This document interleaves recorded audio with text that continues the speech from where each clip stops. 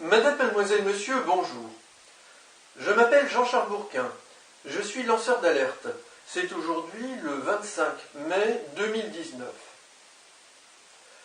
Je m'intéresse depuis de nombreux jours à la pollution émise par l'incendie de Notre-Dame de Paris les 15 et 16 avril dernier, ainsi qu'à ses conséquences pour la santé humaine, animale et pour l'environnement. Je suis particulièrement les décisions et les actions des autorités pour traiter ce très grave problème. Je vous ai déjà informé des très vives préoccupations de trois associations, l'association Robin des Bois, l'association des familles victimes du saturnisme et l'association Henri Pézra, ainsi que ma très vive préoccupation concernant la façon jugée insatisfaisante qu'a les autorités de traiter cette pollution et ses conséquences. Alors, je souhaite vous informer aujourd'hui que, après avoir visionné un reportage de BFM TV publié sur YouTube il y a quelques jours, le 17 mai dernier, si j'ai bonne mémoire, j'ai souhaité moi-même m'informer sur ce qu'ils ont annoncé, à savoir la fermeture d'une crèche suite à cette pollution, fermeture décidée par les autorités, selon ce reportage, une crèche qui se trouve dans le bâtiment de la préfecture de police en face du parvis de la cathédrale Notre-Dame de Paris. Alors, je suis allé me renseigner sur Internet et j'ai trouvé effectivement l'existence d'une crèche près de ce bâtiment ou dans ce bâtiment, je ne sais pas exactement. Et cette crèche a été fermée. Toutefois, sur le site d'information Internet que j'ai consulté, il n'est pas indiqué quelles sont les raisons de la fermeture de cette crèche.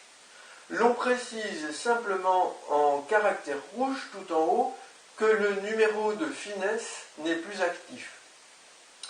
Ce numéro correspond à une autorisation ou à un agrément donné par les autorités pour que cette crèche puisse fonctionner, et l'Agence régionale de santé participe à cette autorisation.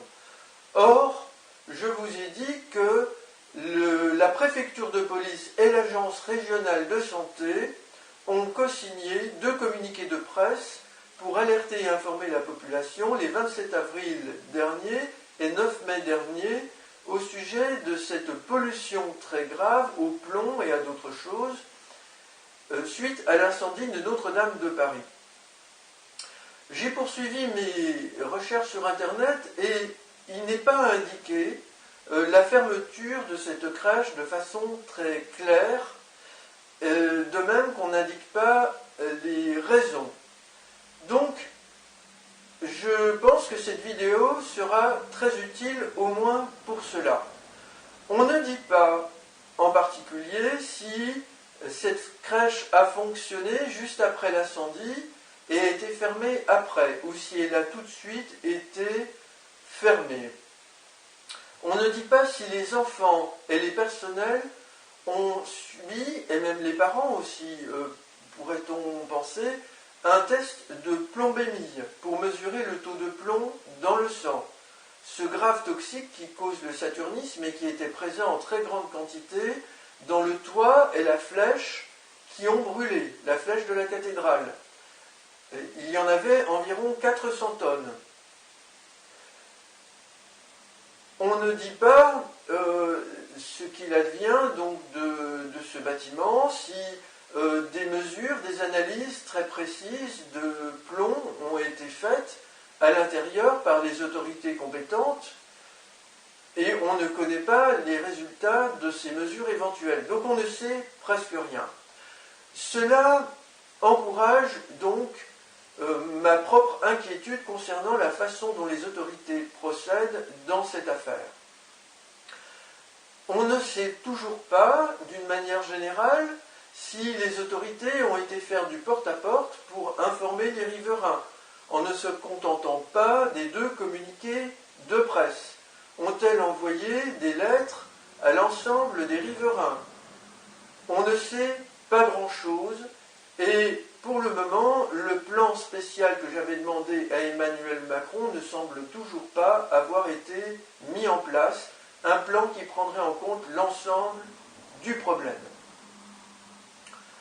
J'ai revisionné la vidéo d'Emmanuel Macron sur l'incendie de Notre-Dame de Paris.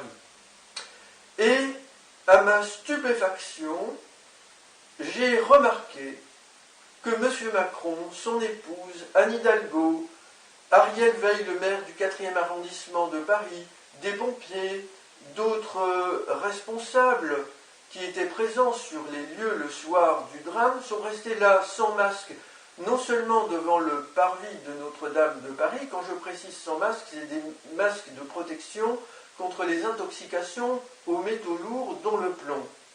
Mais une fois que l'incendie, le gros de l'incendie a été maîtrisé par les pompiers et qu'ils étaient assurés que l'ensemble risquait peu de s'effondrer, toutes ces personnes, on le voit bien dans le film, se sont rendues à l'intérieur de la cathédrale, à l'entrée de la nef, pour voir l'état des lieux.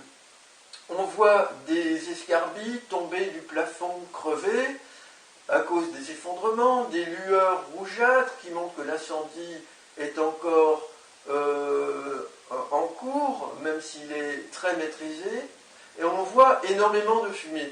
Tous ces gens, a priori, se trouvaient sans masque. Ils sont filmés de dos, mais une personne à profil perdu montre bien qu'elle ne porte pas de masque. On ne voit pas d'attache derrière les têtes qui indique que ces gens portaient des masques de protection contre les toxiques, les métaux lourds. Il y a donc, selon moi, une question extrêmement grave qui se pose ici, et en particulier pour la santé du président de la République, puisque selon notre Constitution, eh bien, le président de la République doit avoir une surveillance médicale particulièrement resserrée. Je considère cela comme un fait extrêmement important que je porte à votre attention, et je mettrai en lien dans le dossier de cette vidéo d'Emmanuel Macron avec la vidéo de BFM TV. Sachez que je vais poursuivre mes investigations dans les semaines qui viennent et mes démarches auprès des autorités et peut-être auprès de la justice. Madame, mademoiselle, monsieur, je vous remercie pour votre attention.